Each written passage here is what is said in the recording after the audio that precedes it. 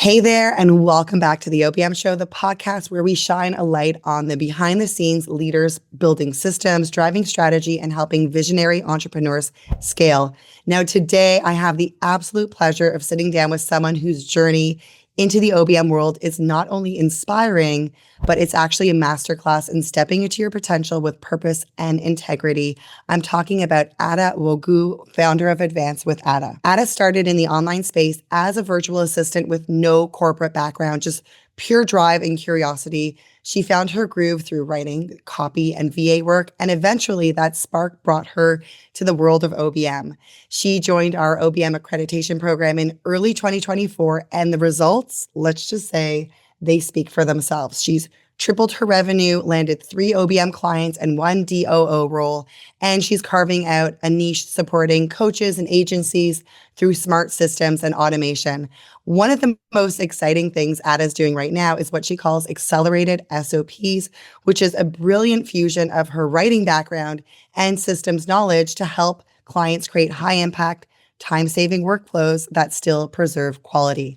So if you've ever thought SOPs were dry, you have not met Ada. Now, in this conversation, you'll hear the truth about mindset, confidence, and the soft skills in the OBM role and how Ada navigates them all with honesty and grace. We're talking about launches, team dynamics, automation, and so much more. So let's dive in. Hey, Ada, welcome to the OBM Show. I'm so excited to interview you because, much like a lot of our students inside of OBM school, you and we have a little bit of a closer relationship because you have also worked inside of our agency as an accredited OBM. So I've sort of had the honor of getting to know you much better. And also because you're based in Toronto, I hope at some point our paths will cross. So welcome. I'd love to hear a little bit about how you knew it was time to make the transition from VA to OBM. Oh my gosh, thank you for that intro. Thank you for having me. And I'm really excited to be able to actually meet in Toronto. I love that opportunity that we both have. And I think that for a lot of just making big changes in your career and your life, it really just comes down to knowing yourself and accepting who you are and what your strengths are, understanding what you like and don't like. And that's when I decided to make that change from being more of a virtual assistant into being an online business manager. I believe that when you listen to who you are and what you really like, and you really understand that you get a lot of pleasure from the day-to-day work that you are doing, then that positivity that you're feeling internally can compound into external validation as well and the external material things that matter. So it's really important to be able to understand if you do like the OBM role. And I for me find it a very personally creative role. There's a lot of strategy that's happening within that OBM role. There's a lot of systems thinking. There's different things that you're doing at any given time, even though it's, definitely coming from the same place. So that's why I decided to kind of switch into that OBM role. I was kind of tired of, as a VA, a lot of the time it can be, I love being a VA. I loved kind of doing copywriting for clients as well. I just kind of found that sometimes the repetitiveness of it, and also just the fact that I felt like I couldn't really kind of bring in a strategy aspect that I felt like some clients really needed, felt like it hindered me. So I quickly switched into being an OBM role when I realized that, just a couple of years ago in 2023. Yeah, so how long were you a VA before you made the transition? In 2021 is when I became a VA, kind of December, January. So it was about a couple years, right? Yeah. That's awesome. Yeah. And I for anyone listening or watching this on YouTube, I'd love to know what was that feeling inside where you knew it was really time to make the change. I get that, you wanted to do a little bit more strategy, but for some of us, it's really hard to sort of bridge the gap between, what am I doing as a VA? What am I doing as an OBM? Was it, just joining the accreditation that was kind of fired off for you? Was it a client that you were OBM in disguise for? What was sort of that catalyst for you? Definitely, probably the latter, OBM in disguise sort of situation. Yeah. I think that for a lot of businesses, for a lot of business owners, a lot of what they have, and it's sometimes all you need, just all they have is chutzpah. It's kind of that like chutzpah, and sometimes you really need to be able to listen as well as a business owner. It's really great. You can really like pursue that American dream, Canadian dream, The whatever it dream. is. Yeah, because that's all you need. But you know, some as you're running a business, you need other people as well. You need other skills. So sometimes you run into business owners that really do need that sort of help in that way. So I was working for one of my like my oldest clients. I have more clients now, but I was working for them as a VA initially. And I was able to like more than triple, quadruple my income just because I switched into that OBM role, and like I hired out a team for them just so that I can really be able to assist them in that way as somebody who had, who had a business owner who had like all that kind of like courage in the world. That's amazing because it's not easy. Like I know for my own journey when I was making the transition from that VA role, kind of like I call it the yes woman role, Mhm. to more of an OBM role. Yeah. I was only really able to retain one client on my roster who was a suitable fit. And so Mhm. I know that feeling of being able to, kind of make that transition with a client. But for those of us listening or watching here today, are there any, aside from what you just mentioned, which was like building out a team so that you could kind of rise above in and really own the OBM role. Yeah. Were there other sort of means that you took into account when you were making the transition? Any sort of means, like what do you mean exactly? Like perhaps like a mindset shift or um Yeah, mindset shift is so important.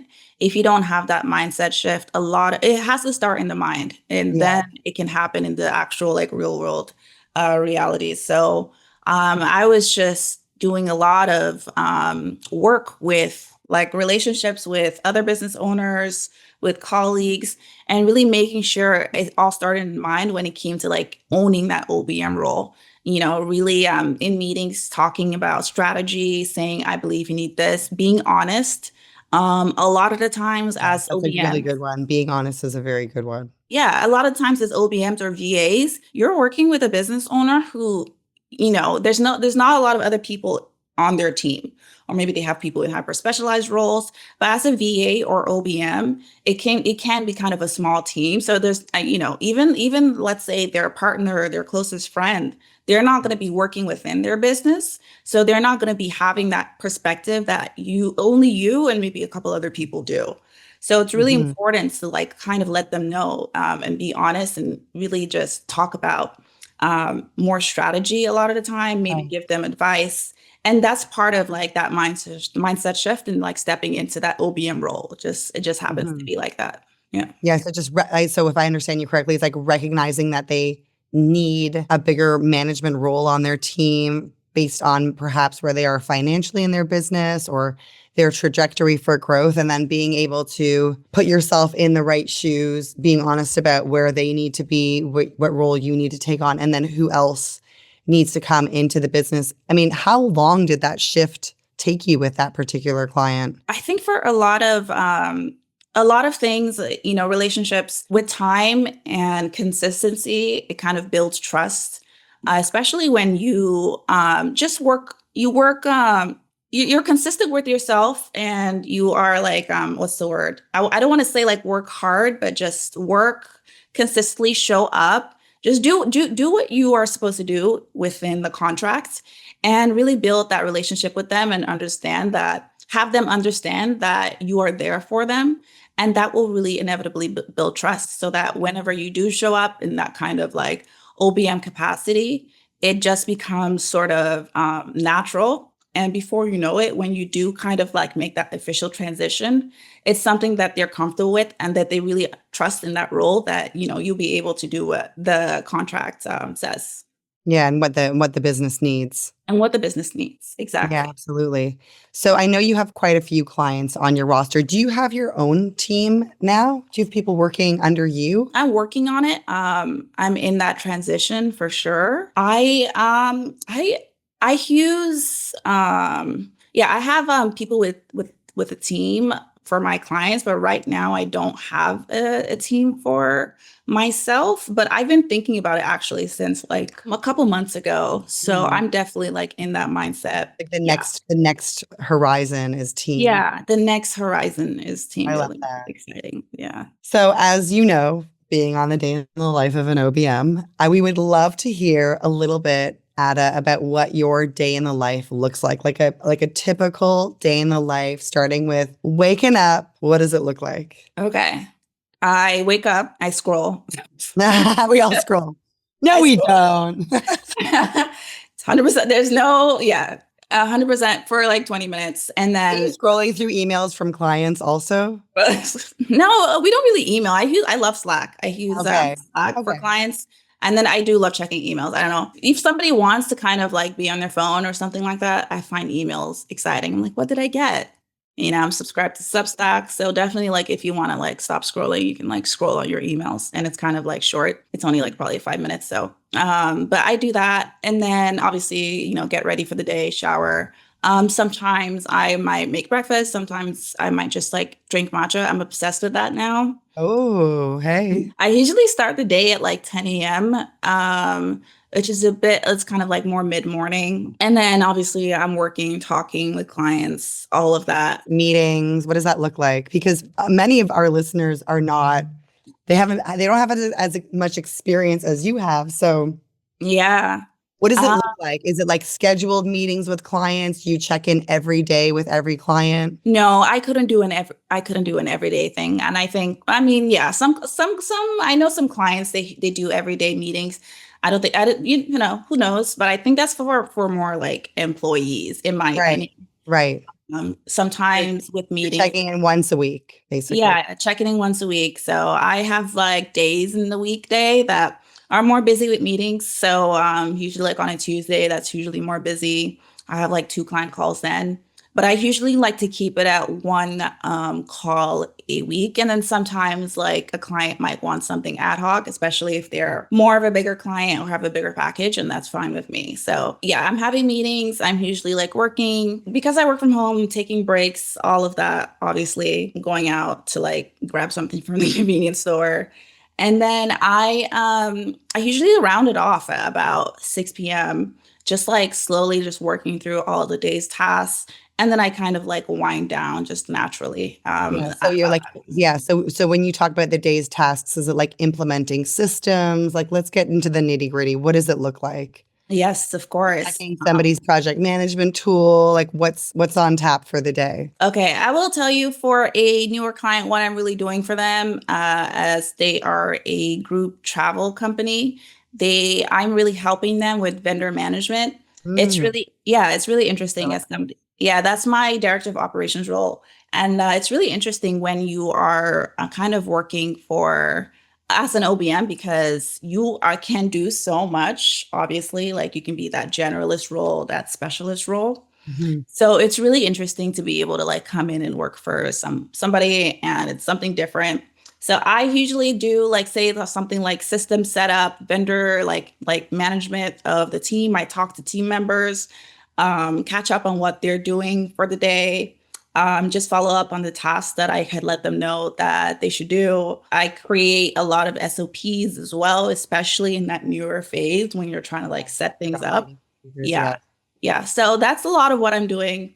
That SOP creation, system management, now with the new client, like vendor management as well. And that like involves like it's crazy. Like I'm doing like you have to like to kind of talk to about 40 vendors per Yeah. So trip. what is yeah, travel vendors? They're like restaurants and Restaurants, city hotels, events. Wow. transportation. So you have to Sort of like like it sounds like event planning on steroids. event planning on steroids. Exactly. You It's know, because not it's just, like you're not even here. You're like all yeah. different locations. I just had a meeting with like last week with the client and she was laughing. She was like, trying to talk to somebody who was in Italy for Hmm. like some kind of job. And the local kind of said to her, like, you're not gonna get anybody. Like, look outside, it's too nice out. Yeah, it was really nice. Funny. Yeah. It's like it's not because it's raining, it's because it's too sunny outside. So it's it's a lot of like working with different cultures and all of that. But That's great. yeah, Is it's it like really great. so must be so inspiring to like want to like just pick up and relocate. Yeah, I know. No, Maybe I down love the road. Toronto though. Yeah. I was in Mississauga like 2 years ago, so I'm still like enjoying a new Being place. Yeah, Yeah. that's cute. So yeah, so a lot of vendors. What about some of your other clients? What does that look like? So Well, it's like so hard to explain sometimes how different the OBM roles can be depending on somebody's goals or depending on the entrepreneur's strengths. So this one in particular, you're managing the vendors, but like what's another example of a client that you're currently working with and what your day-to-day looks like? Because I know you do these accelerated systems. I know that's a big part of what you do. exactly. So it's really cool, especially with the accelerated systems now. I feel like that movie Slumdog Millionaire. Like just by coincidence, like my life experiences have like led me into this like point where I can really be able to create systems Yeah. for myself and as a product. You really have to kind of think of yourself, I think in general, as that kind of person. You have to really like leverage your life experiences and be able to use them for what you want in the near future. So I've been doing that and I created that accelerated SOP. It's been really great. I realized that with something like social media management, if you really think about the processes, it's uploading. Like, let's say if a client kind of like submitted a form for a social media management package, and they said, these are the pictures I want to use for this month. This is kind of like the angle I want to take for this post. You can be able to kind of like take that process of uploading those photos into Canva or whatever like photo editing tool and upload it from that Google form to Canva automatically, and then upload that to, let's say, a scheduling form automatically as well. And something like ChatGPT, I know you started like talking about that last Yeah, we year, had an AI. Yeah, yes. We had a couple of years actually ago. we had an AI. We do it every quarter, an AI now since then. Oh, really? Yes, but Gemini, I hear, is all the latest and greatest, which is a Ooh. couple weeks ago they rolled out quite a few upgrades. So Oh my God. I'm like half excited, half scared at all times with AI, I Toby's think. son, Toby, who our sort of internal OBM, one of our internal OBMs in OBM school, she's the Yeah, program director. Her totally. son, who I believe I want to say he's must be 13 now, Hmm. 14. He's learning Gemini in school. Like it's amazing. So I mean, anything Really? is possible now, but I feel like Gemini's definitely sort of surpassed ChatGPT at the time of recording this What? Okay, particular I'm gonna go video. check Yeah. that out. I Yeah, feel check it out. it's Yeah. so important, by the way, also to really keep on what's going on with AI because it's Yeah. changing. Well, we do it every quarter. If you're, maybe join us inside of Momentum so that you can continue to get access to those workshops because we Arlen, one of our other students inside of OBM school had a lot of, it's just such a like shared wisdom inside with Mhm. everybody contributing and talking about exactly how we're using it and how actually I'm using it more for strategic planning with clients and goal setting. And I find Yes. it's And massive. and it's made the breakthrough sessions a lot easier. And I feel like I kind of have been able to expand it and offer more because it's something that I can like spend less time on. Yeah, So I agree. Yeah. Also the whole due diligence piece as well. It really helps to speed up that yeah. whole process. Yeah, exactly. So, yeah, so with ChatGPT, I realized that as a writer, I'm somebody who can still like obviously understand like what output ChatGPT is giving, and there's a lot of like fallbacks when it comes to it, even though it's great in so many ways. But I realized that with an outline, if I was able to create like I kind of dubbed it the skeleton outline. Mm, So instead of actually like necessarily writing for me, let's say I'm creating like an email. So I will like kind of prompt it to create a skeleton outline for me, which is basically talking about what's going to be happening in this paragraph, and then maybe giving an example as well. And then just with that, I'm able to collapse the time that I'm writing an email wow, from, yeah. let's say, just writing it and thinking about what's going to be happening each paragraph. So let's say I know when I did like my copywriting and I was talking to other copywriters and I was doing copywriting like super manually. It was like that copywriter was bragging about like writing an email in like an hour. And now it's probably like if I'm writing something and I still want it to be high quality, 7 to 10 minutes. So Wow. yeah, so it's insane just like the kind of How like much time? moves Yeah. I've been able to make with that. And then with the automated SOP, I've been able to take that and like create ChatGPT bot And that is able to like automatically create that outline from that client's like angle that they had put in the form and just like upload it on Metricool in the caption section. And it's something you can just easily bang out rather than kind of like doing it super manually. So it's like being able to collapse the time like really greatly. Obviously, it depends on what you're doing. I've done other things like you can apply it to that 90-day evergreen funnel, which is such a cornerstone for other clients as well. And there's other like processes, but so it depends. But you can really collapse it obviously to like 90% less time than what you were doing if it was just like manual. Yeah. Yeah. So you can really focus more on the strategy or refining things, which I love.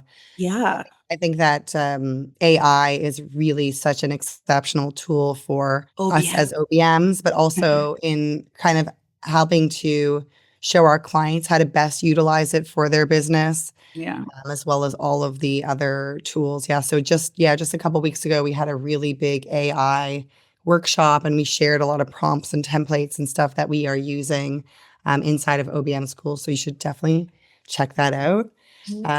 So tell me a little bit more about this transition, because you know what's so remarkable about you, Ada, is that I feel like you have the entrepreneurial spirit. Like, have you always been very keen on working for yourself? Yeah, that's an interesting question. Yes, I felt like honestly, it's so interesting with the job market now, but this was, let's say, in 2018, 2019, when I was kind of graduating university.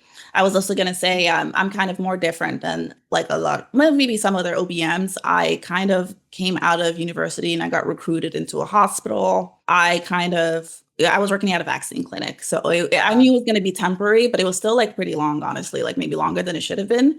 But I was working there for like longer than a year, a bit more than a year. And I was getting paid well, but I obviously knew it was going to end. So then started like transitioning to the VA stuff. So that's how all that happened. And I was only working like How did you find the VA thing? I forgot her name now. But do you know Erin Mortensen? There was an Erin Mortensen. She's a VA coach, and she had this student, this like star student who was doing really, really well on social media. So that's how I found her. But when I reached out to her, she didn't reply. So I found her coach somehow. And then that's how I got into the VA world. And then, but it was really crazy to be able to kind of get into that. Make money working from home, legitimately? Yeah, legitimately. And I thought that, well, how do I put it? I just felt like with school, it was, maybe it was coming from a negative mindset. And honestly, there was times when I thought like maybe the corporate lifestyle, I was kind of dreaming about it because I haven't really done corporate, like, which is kind of like crazy to say. But I thought that if I could go, I wanted to take my own career to my own hands more. And I thought that really if I smart that just, you did that. yeah, I just figured like if I just went into a 9 to 5, I didn't understand how I was going to be able to take that into my own hands. So You wouldn't have been able to. That's how it happened. It's really exactly. great. I mean, I think you're amazing for, just putting yourself on the right path at such an early age and being able to really build this for yourself. Because I wasn't in corporate for very long, but I was building my VA business from the side, like you were building it from the side of working in that health clinic. And then just at some point having the confidence and the insight to make the transition, to recognize that you have clients that are suitable for OBM services, to step in and become accredited inside of OBM school. And we'll leave all those links below in case you guys want to check out the program. But I think it's just so fantastic. And I think it really is an important aspect. When you are a virtual assistant, for some of us, not all of us, there is this little inclining, this little sort of voice that's talking to you that's saying, maybe you could do more, or perhaps you come across the right client. Like for me, and this was back in, my God, like 2013, but part of what it was for me was recognizing that, like getting a client that was at the OBM level and really then embracing being able to strategically offer more higher caliber managerial like services because I had that right kind of client too. So we've sort of talked about the VA piece. We've talked about, your day-to-day and what that looks like and the building of a team. If there was any sort of words of advice you could offer somebody maybe in your shoes or maybe even your younger self, what would it be? I feel like good things happened when I really started listening to myself and my heart and who I was and understanding that. I think like, what I had just talked about, deciding to go into freelance was really like, well, yeah, there's probably a lot of other times. It was one of the first like main times that I was able to like make that decision for myself and really understand it truly and just understand the facts of both my reality with the job market even back then and my strengths as well. I wasn't enthused by the idea of applying to like 100,000 jobs just to get underpriced anyway. But it would have been just kind of like the path of being in your early 20s. But yeah, so that's kind of like how I became kind of into this role. And that's kind of the advice that I felt like I always listen to and good things happen is really just being able to understand, like you can literally like write it down. It's not just woo woo. You Yeah. can like write down your strengths, your skills. You write down what's going on in your environment. You can write down your situation, whatever's going on with your family, and just make the decision that's right for you with your eyes wide open. It's fine as well to be able Yeah. to make those decisions with reality, but just Yeah. understanding your strengths. Yeah, I love that you mentioned that because one of the things that came up in our conversation around AI was kind of putting your skills in to AI and using it as somewhat of a friend, AI friend, to sort of reflect back to you what Yeah. would be a good role for you. And it's so funny because not once, not twice, and maybe more than 3 times, people have said that they have found me and OBM school through like things like ChatGPT, just by sort of putting in their transferable skills and what they're good at and what kind of experience they have in life. Because it's not just obviously corporate experience is it's all stuffy. Like you're not Ada, you're obviously not missing anything. But I think for a lot of us coming from corporate, you have a lot of the project management or you have experience dealing with teams. So there's sort of a lot of transferable skills there. But in actuality, when I look back, and I also started off in my early 20s because I had relocated across the world and I was like, I got to be able to travel home when I need to. And in my corporate job, I was doing a lot of overseas communication. So we were using really clunky tools to do it, but they did exist. These SaaS products even existed back in the day.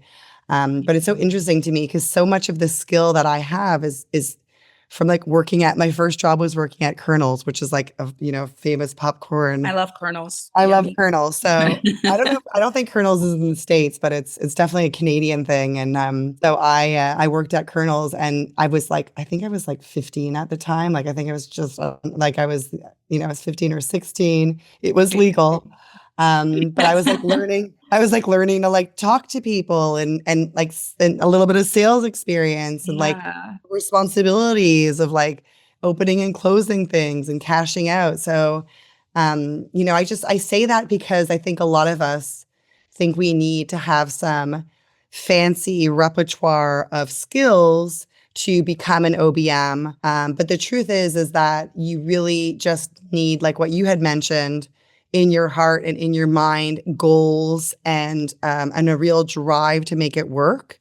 And now in today's day and age, you have like so many different programs and schools, obviously not just OBM school, but a whole wide range of things. And, a lot of people do start in the VA space, but arguably, I don't think that it's necessarily like, did you know about the OBM when you got into the VA stuff? It had been mentioned that as like a possible pathway, actually. I don't remember how I found you. Maybe I think you might have actually been referenced somewhere and I had noted it down, you know. Mm. Yeah, because so and then I had like joined your email list and all of that. But that's how I found you. It was through like the VA space. It was kind of like the angle that she used as well. It was like you can kind of like be a VA, and then if you want to, you can do other things past that. Like Yeah, she mentioned exactly. OBM. Yeah. I think that's what's so great about this space is it is always evolving and it's not so stuffy. And, if you don't like something, you really can change it. You Yeah. can go to conferences, right? Like, I mean, you live in Toronto. There's probably amazing conferences. Do you ever get out and sort of, do you have any I'm local? going I'm going to my first one, Sarah. Woo! Which one is You've it? been telling me for ages. Telling you for ages, and now you're going. So where are you going? Okay, so I actually shout out Buttered Branding. They reached out to me about social media management, and then they do mixers as well. They call it mixers, and it's these events for people around Toronto who are kind of like in that space and doing social media Oh, sounds management so and all of good. that. So I'm going like June 19th. That's So exciting. That's really good. You'll have to like catch me up on how that goes. okay, I'll send you an Um, email about how it Excellent. went. It's like, what is that? It's like next week already. I know. So that's Amazing. my first one. So I'm excited, really. Yeah. And like, that's great. I mean, sounds like things are really moving in the right direction for you. Yeah. Yeah, for sure. Thank you, Ada, for being on the show. It is just a pleasure always chatting with you. You're always so insightful. You always have like the best little tech wizard gems to share. And, I know you well because we've worked in the agency together. So just really appreciate having you on. Yes, so excited. I'm really happy that I was able to come in here and like talk about my story and share some little like things that I've been having like going on that I haven't really talked about with anyone yet. Yeah. And so Been if anyone wants to find you in the online space, where can they do that? I'm on Instagram. I'm everywhere. Advanced with Ada. I'm on Instagram and my email, ada@advancedwithada.com. And Yeah. then, We'll leave all that in the show notes. yes, exactly. And then the automated SOP, I'm launching that. It should be launched by the time probably this comes out. And so that's on my website as well for any OBMs who might want to be able to use it for their clients or like OBM clients as well who might want to use it for their business. So, well, thank you so much, Ada. That was like such a grounded, generous, and powerful conversation. So, what I love about Ada is how she brings heart and logic together, whether it's through her SOPs, her eye for automation, or her deep understanding that being an OBM isn't just about strategy and systems. It's about people, it's about leadership, it's about confidence, and how those things really evolve when we give ourselves permission to go in. If Ada's story sparks something in you, if you're thinking, I want to build a business like that too, then check out OBM School. You can also check out our accreditation at obmaccreditation.com. Whether you're coming from a VA background or starting fresh, you'll find a path that feels like yours, just like Ada did. And of course, if this episode resonated, don't keep it to yourself. Share it with a fellow OBM or somebody ready to step into a leadership role online. Until next time, keep showing up, keep evolving, and keep owning your space like the leader you are. Thank you, Ada. Thank you.